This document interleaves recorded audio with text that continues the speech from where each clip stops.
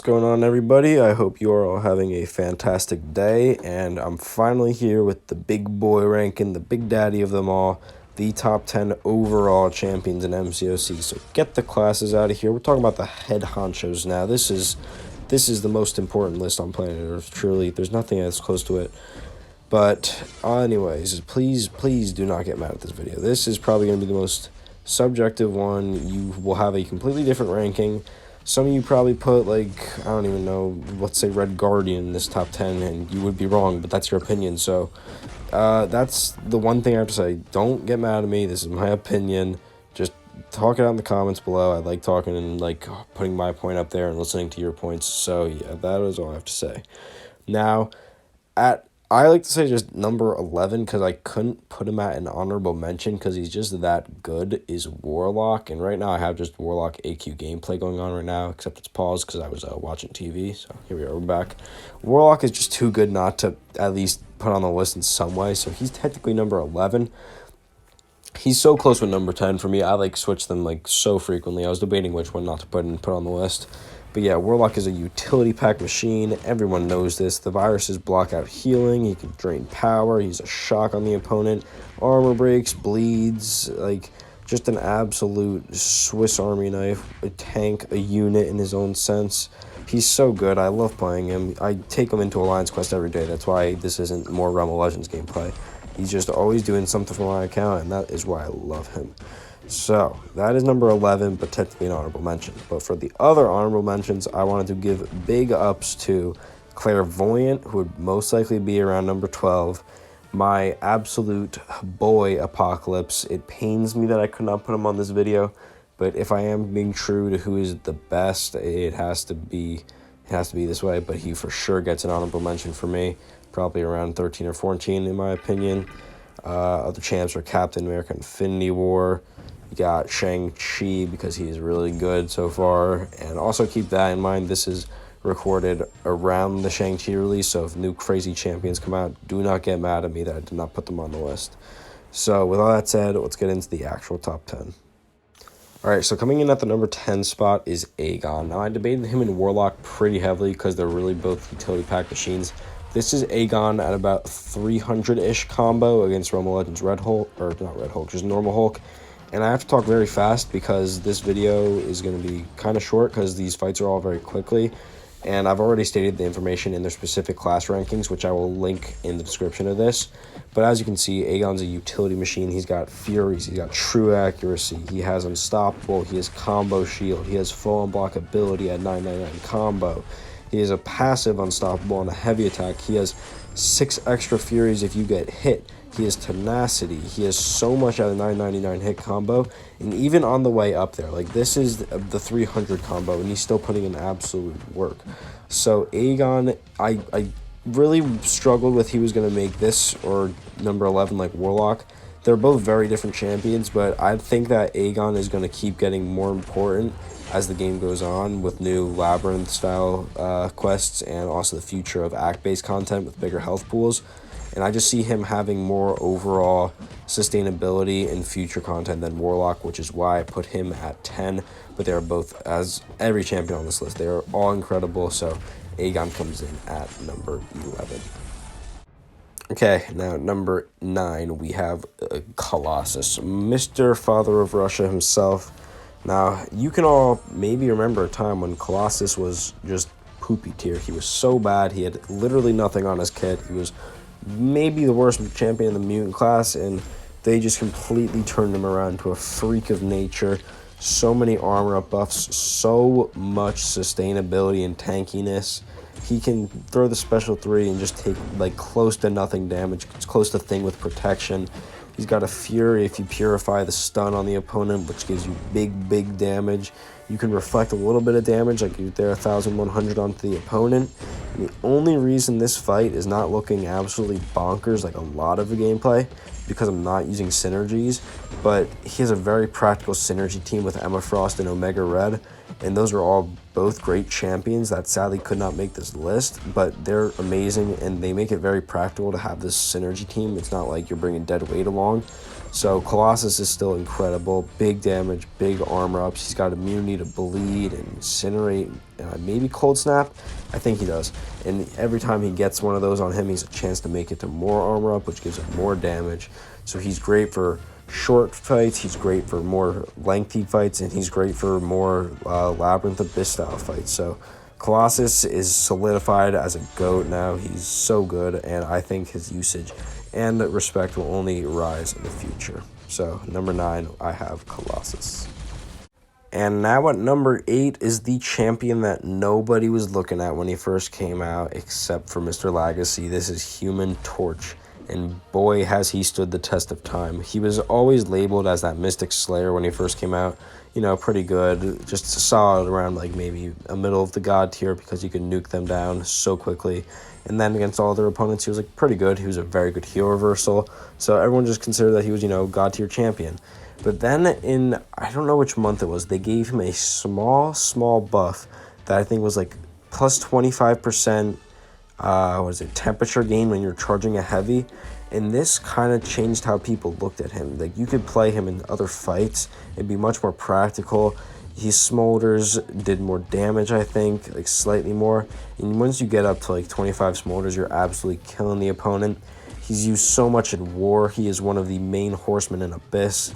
There's so many like videos of him just destroying fights without even landing a hit against Mystic champions. He can heal reverse for days against any Abyss opponent like Deadpool or Old Man Logan or just Realm of Legends Wolverine. He's so versatile, and he might not have any immunities except for Incinerate and Cold Snap, of course, but he's so interesting, and he has so many ways to deal damage. And people were always overlooking him because those basic hits didn't show, but boy, did the numbers in red tick. So Human Torch has really proved the test of time, and I think he will continue to as the game goes on. So he comes in at the number 8 spot. Now at number 7, I have Corvus Glaive, and this is easily my most controversial ranking, but I think Corvus has lost just a slight bit of relevance. Now, I want to keep in mind, Corvus is still the Alliance Quest and Casual Questing king. He is so good for all of that content, it's not even funny. And I don't think he will ever lose his relevance in that content, especially as you get ranked 4 and 5, 6 stars. He's always going to be the king of short, bursty fights. But Corvus has little to no use in long fights. Now that awakened ability saves this man from falling out of the game's irrelevance forever. Because you could have 800 million debuffs on you, and you could have one glaive charge and just be chilling at 1% the whole fight. So Corvus alone there makes him relevant in the game, but he also has huge crit damage on his basic and heavy attacks and special attacks when you have the glaive charges. He has armor breaks, he gets charges pretty easily, and his damage is just damage with Corvus Glaive. He has immunities to shock and bleed, so if you have willpower, you're going to heal a lot. And Suicide Corvus probably places higher on this list, but I tried to do this like I did my other rankings, taking into consideration both suicides and non-suicides. So because of that, I have to put him at number 7, but I totally understand why people would put him higher. And honestly, I think sometimes I put him higher on this list. It's just today I was feeling like Corvus is 7. Other days I'll feel like he's number 5. So just for now, I think I'll put him at 7, but he could fluctuate very easily in the future.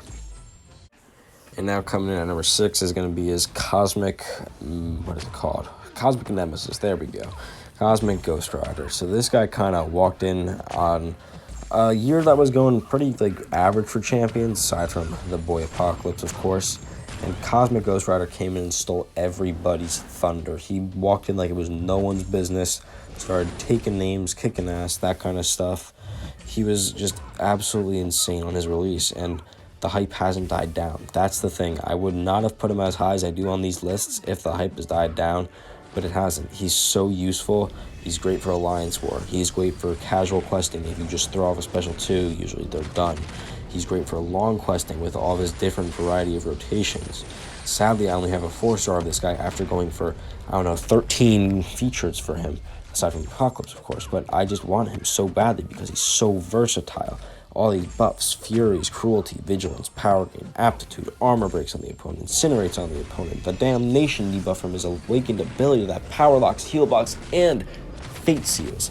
There's so much in his kit that people don't realize. Bleed immunity, incinerate immunity.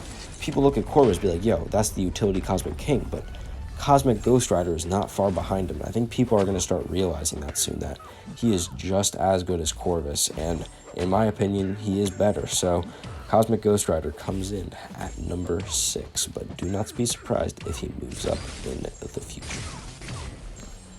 Now coming into the top 5, we have the big boys. I don't think these spots will move for a very, very long time. They are just so good in their own ways. They each do something completely unique and different, and one of those is Nick Fury. So Nick Fury, in his first phase, is, I would say, a high demi, low god tier champion. He's still pretty solid. I can use him without the awakened ability to take down some fights, but the awakened ability is Nick Fury. Once you go down to 0%, you get full stun immunity. No other champion has that. You can become completely immune to stun, passive, permanent. So if there was a node that made you stunned for, like, I don't know, 800 million, I don't know why I'm using 800 million a lot. Let's say 800 million seconds. If Nick Fury was dead, it wouldn't matter. He's immune to it. One thing that's really overlooked is when he goes into his second phase, he purifies all debuffs on him. So there's a lot of things that could be annoying, like Caltrops, let's say. If you were taking a lot of damage from that and the opponent was almost dead, and you hit that second phase, you're fine, you're golden. All those bleeds go off you. He's amazing. He has so much damage. You can see I'm only using a 3-star. My 5-1 is on the line sword defense, so I couldn't bring him in. But the 3-star is able to take down this Rhino. So I'm not going to show the whole fight, obviously, but he can do so much. Those internal bleeds make your bleed damage just do even longer duration, so it's easy to refresh it and get more of them. Special 2 is unblockable as long as you have over 15 of the charges, and along with that, if you have 15 charges, the little gray things in the top left, you have full unblockability, so you're not worried about hitting to the block. You see right there, boom, it doesn't matter. This makes it so easy to keep the internal bleeds up, and my friend is being annoying, texting me about 6-star features and stuff, so we're going to ignore that.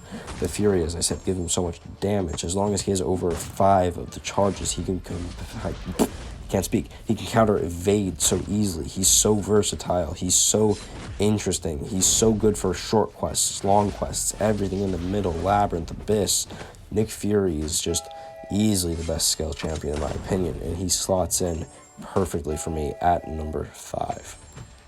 And now at number 4 is the champion that has gotten the best buff in the history of MCOC, and that is Magneto. Magneto is a total powerhouse.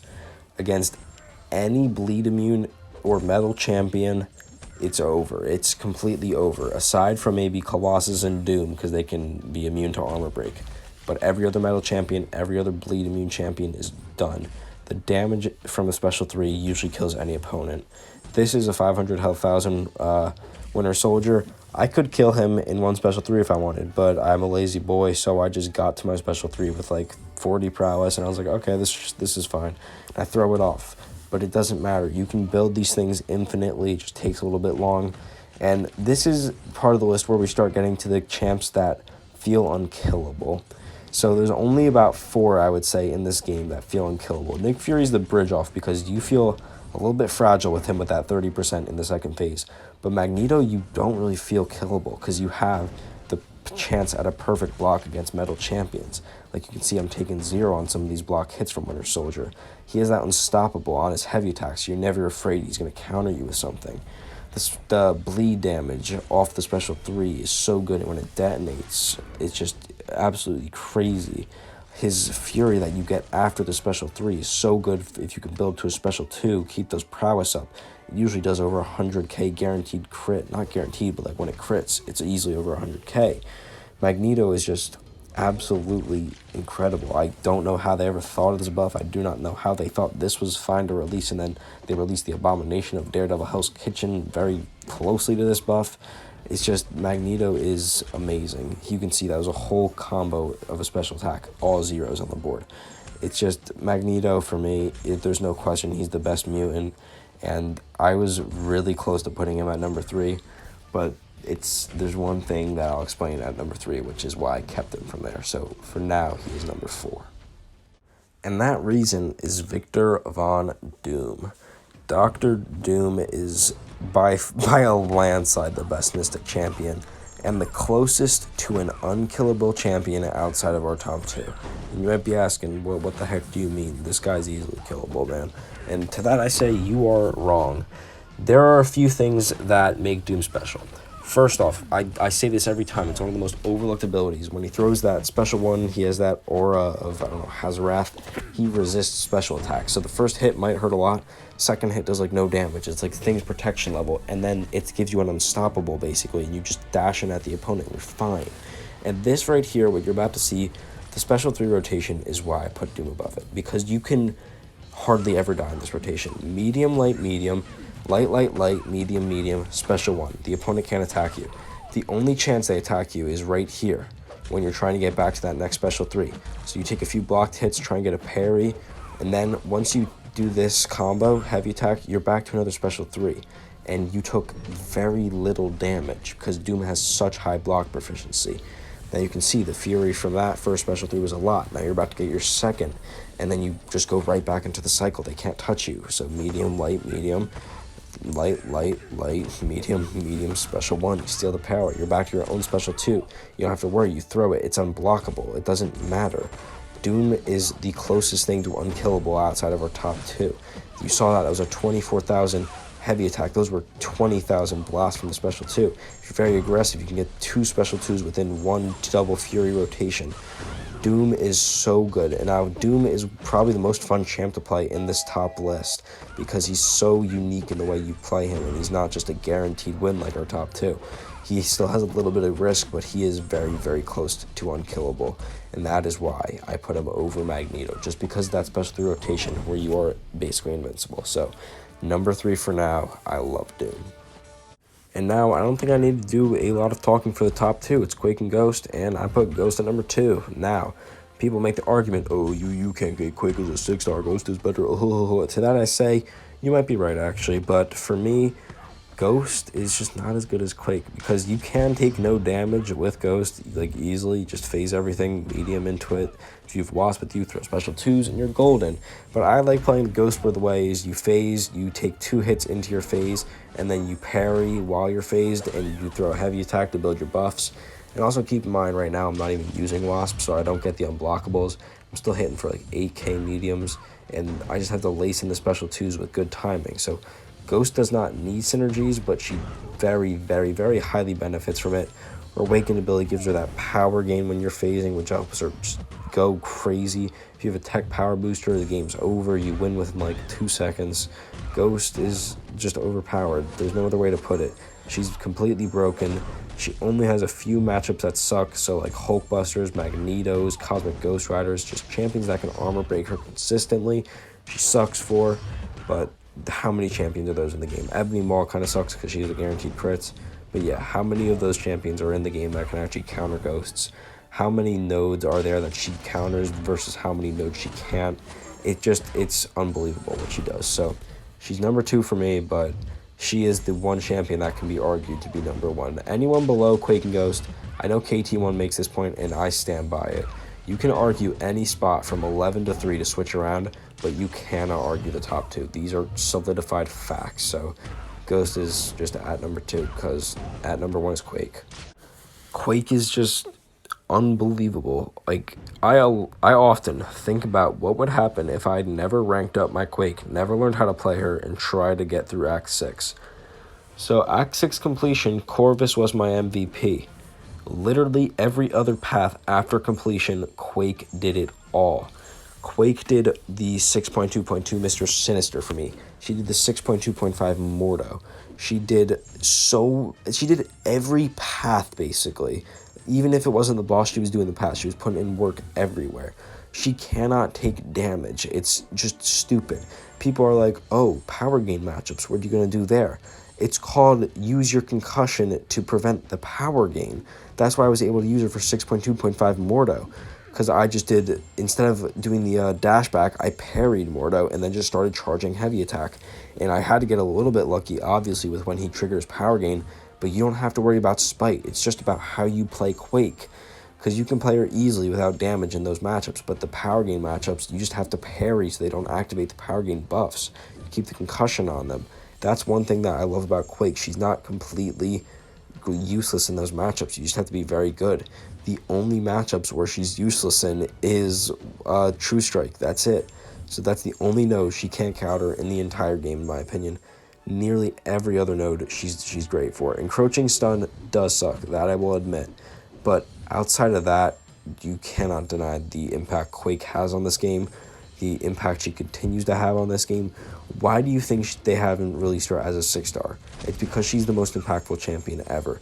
If she was released as a 6-star, it would be too easy. So with that, Quake is just easily number 1. So that is going to do it for our final top 10 for now. Now remember, this was in May 2021, so if Shang-Chi ends up being a top 10 champion, he's not on this, don't go all crazy. He was very new at this time, and I did not want to put him on. And I might do other top 10s in the future. I'm thinking about doing a halfway point ranking for the champions of this year, so in June I'll put that out. I'm thinking about doing a top 10 favorite champions, top 10 suicide champions. Just let me know what you would want to see, because I really enjoy doing them, and you guys seem to really enjoy them yourselves. So I'm always down to do whatever you guys want to do. The channel is basically yours, and I'm just the medium that goes through all the content. So I want to thank you guys for all the support I've received on this series, and I will see you in the next one.